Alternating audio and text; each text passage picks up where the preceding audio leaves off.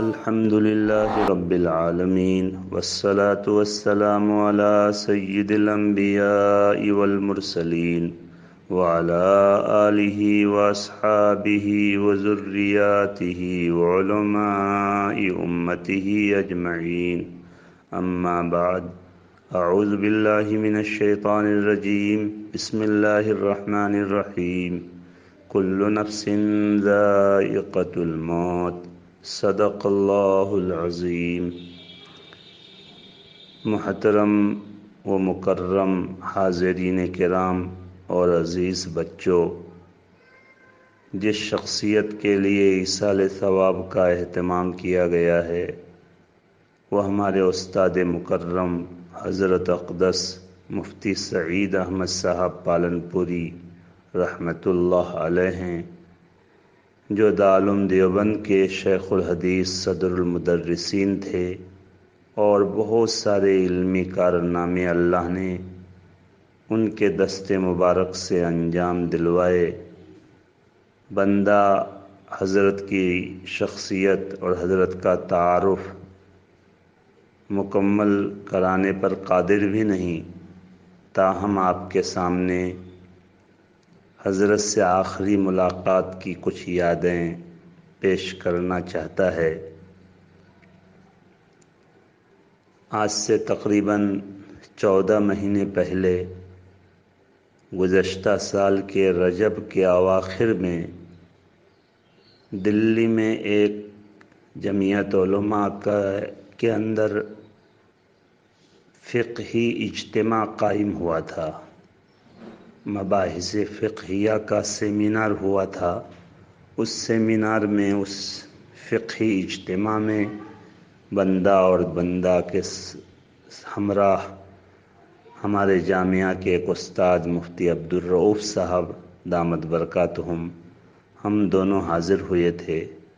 تو ہم لوگ ایسا نظام بنائے کہ 2 دن پہلے دیوبند پہنچ گئے، اور دیوبند میں میرے رفیق درس حضرت مفتی اشتیاق صاحب دامت برکاتہم کی معیت میں عصر کے بعد حضرت کی ملاقات کے لیے حضرت کے دولت خانہ بلکہ علم خانہ میں حاضری کا موقع ملا. حضرت سے ملاقات ہوئی. حضرت کی طبیعت ناساز تھی. حضرت سنانے لگے کہ بھائی، اعمال تو ایسے نہیں ہیں، مگر آج خواب میں دیکھا کہ میں جنت پہنچا ہوا ہوں، اور جنت میں ایک درخت ہے، اور میرے ذہن میں ہے کہ حدیث میں ہے کہ جنت میں ایک درخت ہوگا کہ سوار آدمی تیز رفتار سواری پر بھی 100 سال میں بھی اس درخت کے سائے کو جو ہے ختم نہیں کر پائے گا. اور میں اسی درخت کے سائے میں گھوڑے پر سوار ہوں، اور گھوڑے پر سوار ہو کر خوب تیزی کے ساتھ جو ہے گھوڑا دوڑا رہا ہوں. پھر حضرت نے فرمایا کہ اعمال تو ایسے نہیں ہیں، لیکن خواب میں نے دیکھا کہ میں جنت پہنچ گیا. تو حضرت مولانا خورشید عالم صاحب گیاوی دامت برکاتہم، جو دارالعلوم دیوبند کے اس وقت ناظم تعلیمات ہیں، وہ موجود تھے.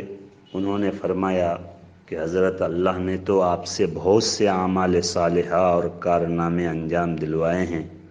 تو حضرت نے فرمایا کہ بھائی، وہ تو مونگ پھلی ہے، اندر دانہ ہے یا نہیں، یا صرف چھلکا ہی چھلکا ہے، کون جانے. تو پھر مولانا خورشید صاحب دامت برکاتہم نے فرمایا کہ حضرت، ویسے نجات کا دار و مدار ایمان پر ہے یا اعمال صالحہ پر؟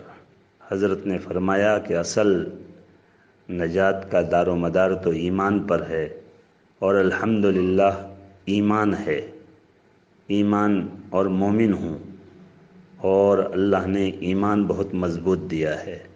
یہ حضرت نے اپنا واقعہ سنایا. حضرت کے ہاں اور بھی مہمان پہنچے ہوئے تھے، سب حضرت کے شاگرد تھے. سب حضرت کے لیے کچھ ہدیہ لے کر گئے تھے، سب نے پیش کیا. حضرت سب کا ہدیہ لے کر ایک جگہ جمع کر دیے. بندہ بھی ایک عود کی شیشی لے کر گیا تھا. بندہ نے وہ پیش کیا، اور عرض بھی کیا کہ یہ عود ہے، مگر حضرت سن نہیں پائے۔ حضرت وہ بھی لے کر رکھ دیے۔ جب مکمل احراز ہو گیا اور حضرت کے قبضے میں سب ہدیے پہنچ گئے، تھوڑی دیر کے بعد پھر وہ ہدیے حضرت تقسیم کرنے لگے۔ دارالعلوم دیوبند کے کچھ اساتذہ کرام تھے، ان میں سے ایک مربی استاد کو حضرت نے میرے عود کی شیشی دے دیا، تو میں نے مولانا اشتیاق صاحب کو ٹھوکر مارا اور کہا کہ حضرت شاید سمجھے نہیں کہ یہ عود ہے، چونکہ حضرت کو عود بہت پسند تھا۔ تو مفتی اشتیاق صاحب نے بلند آواز سے عرض کیا، حضرت یہ عود ہے۔ حضرت نے فرمایا، نہیں بھائی، کہاں عود ہے، رنگ ہی بتا رہا ہے۔ تو بندہ نے بہت ہی ہمت کے ساتھ عرض کیا، حضرت اصلی عود ہے، دیگ سے نکلا ہوا ہے، بندہ میں آسام سے لے کر آیا ہوں۔ تو حضرت نے کھول کر خوشبو سونگا اور فرمایا کہ ہاں بھائی، اصلی عود ہے، مگر اب تو دے دیا۔ اور وہ یہ کہہ کر پھر ان صاحب کو حضرت نے دے دیا۔ بندہ آگے بڑھ کر ان صاحب کو عود کی ایک دوسری شیشی، جو اس سے کچھ ہلکے درجے کی شیشی تھی، وہ دے کر میں نے کہا کہ یہ آپ مجھ سے معاملہ کر لیجئے، یہ آپ لے لیجئے، وہ آپ والا میرے پاس دے دیجئے، مجھے فروخت کر دیجئے۔ چنانچہ وہ صاحب فوراً دے دیے۔ میں نے وہ لے کر پھر حضرت کی خدمت میں پیش کیا اور عرض کیا، حضرت میں نے اب معاملہ کر لیا، اب پھر دوبارہ میری ملکیت میں یہ آ گیا۔ تو حضرت اور وہ صاحب بھی کہنے لگے، نہیں حضرت یہ رکھ لیجئے، میری بھی خواہش ہے کہ آپ رکھیں۔ چنانچہ حضرت نے پھر وہ شیشی اپنے پاس رکھ لیا۔ خیر، اس طرح دیوبند میں ملاقات ہوئی۔ اس کے بعد بندہ سیمینار اور مباحث فقہیہ کے اجتماع میں دلی آ گیا اور حضرت بھی دلی پہنچے۔ پھر دلی میں جمعیت آفس کے بالکل اوپر میں ایک کمرے میں حضرت کا قیام تھا۔ رفیق محترم مفتی اشتیاق صاحب کے ساتھ حضرت کے قیام گاہ میں ایک مرتبہ پہنچا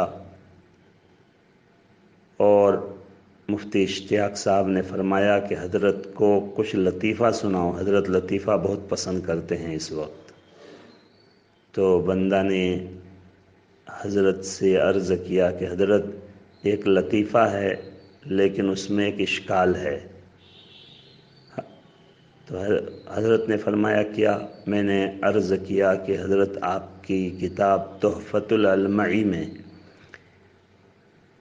ابواب الجمعہ کی تفصیل میں اس عنوان کے تحت میں کہ کبھی کبھی اللہ تعالیٰ شر کو بھی خیر کا ذریعہ بنا دیتے ہیں، آپ ایک طالب علم کا واقعہ لکھے ہیں کہ ایک طالب علم کا ایک مدرسے سے اخراج ہو گیا، وہ دوسرے بڑے مدرسے میں پہنچا اور وہاں دارالعلوم دیوبند میں پہنچا اور وہاں ان کا داخلہ ہو گیا اور وہ وہیں محنت سے پڑھ کر وہاں سے فراغت حاصل کی۔ بعد میں پھر ان کا ابتدائی تدریس میں تقرر ہو گیا اور پھر وہ محنت کرتے کرتے وہاں کا شیخ الحدیث بن گیا۔ اب اگر پہلے مدرسے سے اخراج ان کا نہیں ہوتا، جو بظاہر شر تھا، تو دارالعلوم دیوبند آتا بھی نہیں، اور جو دارالعلوم دیوبند کے شیخ الحدیث تک پہنچنے کا ان کے لیے بظاہر امکان نہیں ہوتا۔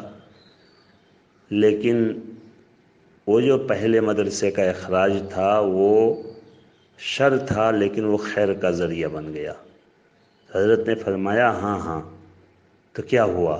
تو بندہ نے عرض کیا، حضرت اگلی بات یہ ہے کہ رحمت اللہ الواسعہ میں آپ نے لکھا ہے کہ وہ میرے زمانے طالب علمی کا واقعہ میں نے تحفۃ العلمعی میں لکھا ہے۔ تو تحفۃ العلمعی کے واقعہ سے تو سمجھ میں آ رہا تھا ایک طالب علم کا واقعہ ہے یا کوئی فرضی واقعہ ہے، لیکن آپ نے رحمت اللہ الواسعہ میں لکھا ہے کہ وہ میرا ہی واقعہ ہے۔ تو حضرت نے فرمایا کہ ہاں بھائی، وہ میرا ہی واقعہ ہے، اور میرا مظاہر العلوم سہارنپور سے اخراج ہوا تھا اور ایک چھوٹی سی بات سے اخراج ہوا، پھر بہت سفارش کے بعد بھی داخلہ نہیں ہوا، تو میں دارالعلوم دیوبند آ گیا اور وہاں الحمدللہ داخلہ ہوا اور وہاں سے فراغت ہوئی۔ پھر بعد میں وہاں تدریسی خدمت کا موقع ملا تو وہ میرا ہی واقعہ ہے۔ تو بندہ نے عرض کیا حضرت اصل اشکال یہ ہے کہ آپ جس وقت تحفۃ العلمعی لکھے تھے اس وقت آپ شیخ الحدیث تھے نہیں، اور آپ اس میں واقعہ لکھے ہیں کہ وہ طالب علم ترقی کرتے کرتے وہاں کا شیخ الحدیث بن گیا۔ تو حضرت نے فرمایا کہ بھائی کمال تو اسی وقت ہے، اگر بن کے لکھتا تو کیا کمال تھا، پہلے ہی لکھنا یہی تو کمال ہے۔ تو ہم لوگ سب خاموش ہو گئے۔ اس کے بعد حضرت نے فرمایا ایک اور واقعہ سناؤں، اور حضرت واقعہ سنانے لگے کہ جب میرے 5-6 بچے ہوئے، اور عام طور سے عورتیں کثرت اولاد سے گھبراتی ہیں، تو گھر میں بھی گھبراہٹ کا اظہار کی، تو میں نے کہا دیکھو ابھی گھبراؤ رکتاؤ مت، میرے 12 بچے ہونے ہیں اور 12 بچے ہو کر رہیں گے۔ خیر اس کے بعد میرے 11 بچے ہوئے، اور میری اہلیہ جو ہے ولادت کا سلسلہ میری اہلیہ کا بالکل بند ہو گیا۔ تو اہلیہ کہنے لگی کہ آپ تو بولے تھے کہ 12 بچے ہوں گے، لیکن ابھی تو 11 ہی ہوئے اور سلسلہ بند ہو گیا۔ تو میں نے عرض کیا کہ ہوں گے تو 12 ہی، اب اس کی صورت کیا ہوگی یہ مجھے نہیں معلوم۔ اور یہ کہتے ہوئے حضرت نے مسکرایا اور فرمایا کہ اہلیہ گھبرا گئی، یعنی کہیں دوسری شادی تو نہیں کریں گے۔ اور حضرت نے 2-3 مرتبہ فرمایا کہ میں نے کہا کہ ہوں گے تو 12 ہی، کیا صورت ہوگی مجھے معلوم نہیں۔ اس کے بعد میں باہر کے سفر میں تھا، میرے بڑے لڑکے کا انتقال ہو گیا، ایک ایکسیڈنٹ میں شہادت ہو گئی، اور میں سفر سے آیا، میرے بڑے لڑکے کے 2 بچے تھے، میں نے ان دونوں بچوں کو یعنی پوتوں کو بیٹا بنا لیا، اور بیٹوں کے طرح میراث کا حق ان کے لیے نامزد کر دیا۔ اور میں نے اہلیہ سے کہا کہ دیکھو یہ 12 کی تعداد پوری ہو گئی، یعنی بڑا لڑکا کا انتقال ہو گیا، اب 10 رہ گئے، اور یہ 2 پوتے میرے بیٹے بن گئے، تو اب 12 ہو گئے۔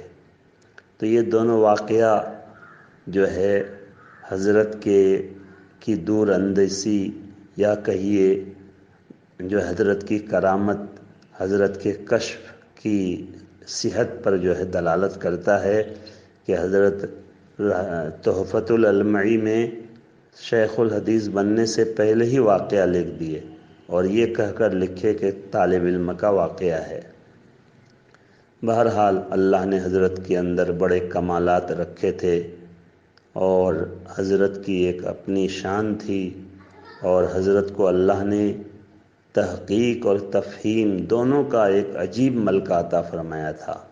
محقق بھی تھے، اور اپنی بات کو سمجھانے کا ایک قدرتی اللہ نے ان کو ملکہ دیا تھا، ایسا ملکہ دیا تھا کہ جو شاید کہیں آپ کو ملے، کتنی ہی سخت بات ہو اور کتنا ہی الجھا ہوا مسئلہ ہو، حضرت چٹکیوں میں اس کو حل کر دیتے تھے۔